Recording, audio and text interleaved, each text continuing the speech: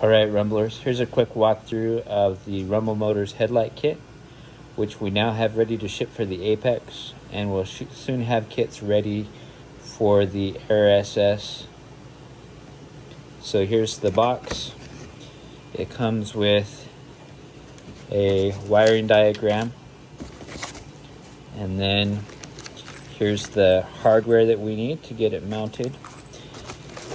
It has these brackets in here that are included for hooking the headlight up to the uprights on the shocks. And then here's our headlight. We've extended the wiring for the headlight and added these quick connectors. And we'll pull this out of the box here so you can see it. Alright, so here's the headlight. It's got these LEDs top and bottom that we use as a running light, and then a nice array of LEDs that gives you great light for when you're out riding. Here I've got a headlight that's all mounted up on this mighty Apex.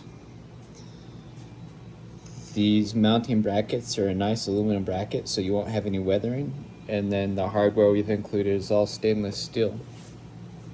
Here's our wiring going back into the bike, and let me show you how it's wired up. So here is our headlight wiring.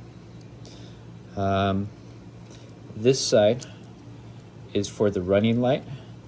This is the wiring that used to go to the little LED that's on whenever the bike is on. Coming out of the headlight itself, I have the negative and the red wire coming and hooking into a negative, and positive coming directly off of the parallel switch from the battery. And then on this side, here is the combined high beam, low beam.